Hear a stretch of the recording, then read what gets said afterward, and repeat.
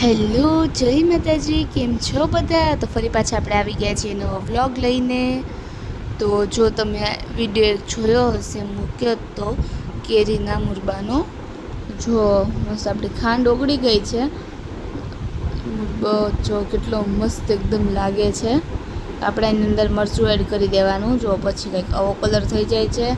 જમવામાં બહુ જ મસ્ત લાગે છે. તમારે શાક તમને ના ભાવતું હોય તો તમે મુરબા જોડે રોટલી જમી લો, તમે ધરાઈ જાઓ, તમને બહુ મજા બી આવે, બહુ ભાવે એવી વસ્તુ છે.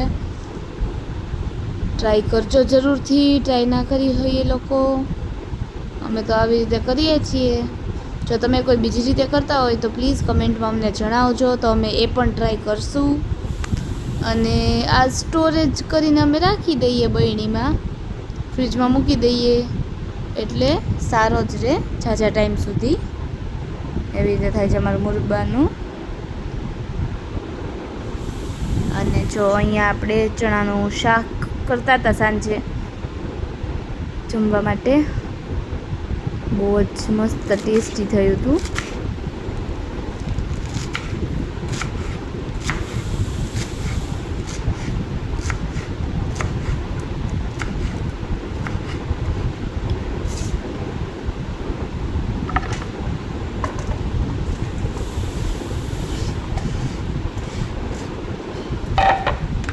આગળ તમે ચોપિંગનો અવાજ સાંભળ્યો જ હશે, એકદમ સેટિસ્ફાઈંગ લાગે એ અવાજ.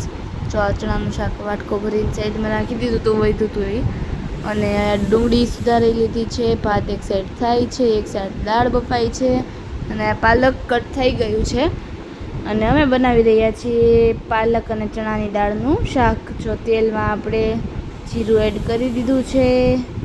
આપણે એની અંદર એડ કરી દઈશું હિંગ, અને પછી એની અંદર આપણે એડ કરી દઈશું ડુંગળી. એકદમ છીણ છીણ સુધારીને રાખી છે એ ડુંગળી આપણે એની અંદર એડ કરી દઈશું. અને પછી આને સરખી રીતે મસ્ત મિક્સ કરી દઈશું, જ્યાં સુધી એકદમ ચડી ના જાય ત્યાં સુધી આપણે એને હાઈ ફ્લેમ પર કૂક કરશું. અને પછી એની અંદર આપણે નાખી દઈશું થોડી એવી હળદર. જો અહીંયા આપણે ડુંગળી ચડે છે. આ પાલક અને ચણાની દાળ ઘરે બધાને બહુ જ ભાવે છે, એટલે ઘણીવાર અમે બનાવતા હોઈએ. જો આપણે અંદર એડ કરી દઈએ મીઠું. એકદમ હેલ્ધી અને ટેસ્ટી ઓપ્શન છે આ. નાના છોકરાથી લઈને મોટા સુધી બધાને આ વસ્તુ ભાવે છે અમારા ઘરમાં. તો જો અહીંયા આપણા ભાત પણ મસ્ત ચડી ગયા છે એકદમ. આપણે આને ઓસાવી લઈશું. જો આની અંદર આપણે એડ કરી દઈશું ખાંડેલું મરચું, એટલે કે લસણવાળું મરચું. આપણે એની અંદર એડ કરી દઈશું અને સરખી રીતે મસ્ત બધું મિક્સ કરી દઈશું. અને પછી થોડીવાર આપણે આપણા મરચાંને ચડવા દઈશું. મરચું ચડી જાય પછી આપણે એની અંદર ટમેટાની પ્યુરી કરીને રાખી હોય એ એડ કરી દેવાની.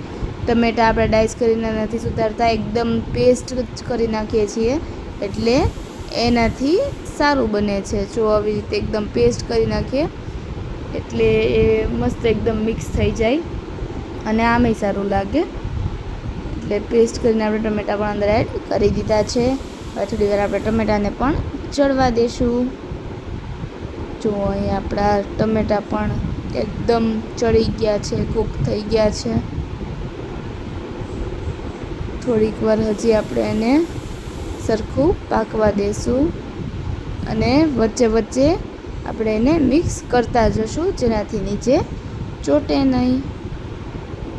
અને હવે આપણે આની અંદર આ ચડી જાય એટલે અંદર એડ કરવાની છે પાલક. જુઓ ચડી ગયું હતું એટલે એની અંદર આપણે એડ કરી દીધી છે આપણે જે ચોપ્ડ પાલક હતી એ.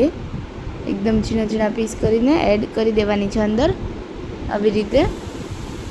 એટલે જો આપણે એડ કરી દીધી છે અંદર પાલક, અને પછી આપણે એને સરખી રીતે મસ્ત એકદમ મિક્સ કરી દઈશું આવી રીતે. જુઓ એકદમ પછી આટલી બધી તમે ઝાઝી પાલક નાખો તો બી સાવ થોડીક જ થઈ જાય. પછી મેથી પાલક એ બધી વસ્તુનું એવું છે, ઝાઝી નાખો આપણને એમ થાય કે બહુ વધશે, પણ સાવ એટલે સાવ ઓછું થઈ જાય એ બધું. જો પાલક કેટલી બધી નાખી હતી ને અત્યારે ના બરાબર જ દેખાય છે સાવ. અને જો અત્યારે આપણે આમાં એડ કરીએ છીએ સાંબર મસાલા, જેનાથી ટેસ્ટ બહુ એટલે બહુ જ મસ્ત આવે છે. અને આ જ એક વસ્તુ છે જેનાથી આનો ટેસ્ટ એકદમ ઇન્હેન્સ થાય છે. બહુ જ મસ્ત ટેસ્ટ આવશે, એકવાર ટ્રાય જરૂર કરજો. અને પછી સાંભાર મસાલો નાખીને મિક્સ કરી દીધું અને અહીંયા જો આપણી દાળ રેડી છે. આપણે એને આની અંદર એડ કરી દઈશું. ધીમે ધીમે થોડી થોડી એડ કરીને પછી આપણે એને સરખી મિક્સ કરી દઈશું. જો કેવું મસ્ત લાગે છે મિક્સ થાય ત્યારે, એકદમ એનો કલર ચેન્જ થાય જોવું તો બહુ જ ગમે મને. કેટલું મસ્ત લાગે છે, કેમેરા કરતાં પણ રિયલમાં બહુ જ મસ્ત લાગે છે. અને ટેસ્ટ અને સ્મેલની તો વાત જ જવા દો, એટલું મસ્ત હોય છે. જો આપણી પાલક ચણાની દાળ રેડી છે. મસ્ત એકદમ સ્ટર કરી લેશું જેન્ટલી અને થોડી વાર આને ઉકળવા દેશું. એટલે બસ આપણી દાળ રેડી છે. એક ફાઇનલ સ્ટેપ છે લીંબુ, એ નીચવી દેશું એટલે મસ્ત ખાટો ટેસ્ટ આવશે. અને અહીંયા જો આ છે બીજા દિવસ સવારનો વિડીયો. અમારે ફળિયામાં એક નાનું ચકલીનું બચ્ચું પડી ગયું હતું, એને ઉપાડીને અમે પેલા કુંડામાં મૂક્યું. અને જો એને હું આવી રીતે ચમચીથી પાણી પીવડાવતી હતી, તો થોડીક વાર પીવડાવ્યું ત્યારે પી લીધું. પછી મને યાદ આવ્યું વિડીયો લેવાનું, પછી હું વિડીયો લેવાનો મેં શરૂ કરી અને પાણી પીવડાવતી હતી ને, તો જો આવી રીતે રમત કરતું હતું પાણી જોડે. અને એને વાગેલું છે ગળાથી ને એના પગ સુધી, એને આખો ચીરાઈ ગયું છે બચારું. એટલે અમે પછી બર્ડ રેસ્ક્યુવાળાને ફોન કરી દીધો, એ લોકો આવીને લઈ ગયા. ત્યાં સુધી અમે એનું ધ્યાન રાખ્યું. અને આ જો ત્યારે જ તે બપોરે જઈને પપ્પાને નવો ફોન લેવાનો હતો, તો વીરાબાને પપ્પા બી ગયા હતા નવો ફોન લેવા. જો વીરાબા મસ્ત ઓપનિંગ કરે છે નવા મોબાઈલનું. આપણે લીધો છે સેમસંગ ગેલેક્સી S26 અલ્ટ્રા, જે નવું મોડલ હમણાં લોન્ચ થયું છે એ વાળું જ તે. બહુ જ મસ્ત ફોન આવે છે. આઈફોન લેવાનો હતો પણ એ ના ફાવે પપ્પાને, પહેલેથી એન્ડ્રોઈડ યુઝ કરીએ છીએ એટલે પછી આ લીધો. અને આ જો કેરી બહારથી લીલી છે પણ અંદરથી કેવી મસ્ત એકદમ કેસરી છે. અને આમેય તે ટેસ્ટમાં બહુ જ મસ્ત મીઠી હતી એકદમ. કેરીની સિઝન ચાલશે ત્યાં સુધી તો કેરી રોજે જમશું, બહુ જ મજા આવે કેરી ખાવાની. બધાને કેરી ભાવતી જ હોય. જો તમને કોઈને ના ભાવતી હોય તો મને જણાવજો જ કમેન્ટમાં. અને કોણે કોણે ભાવે છે એ પણ મને કહેજો પ્લીઝ. તમે કોઈ કમેન્ટ કરતા જ નથી, તો પ્લીઝ વિડીયોમાં કમેન્ટ્સ કરો, જેનાથી અમને પણ વધારે ગમે. અને ક્યાંય પણ તમને એવું લાગે કે અહીંયા કંઈક ભૂલ છે અને અમારે સરખું કરવાની જરૂર છે, તો પ્લીઝ અમને કહેજો. બસ that's it for today's video.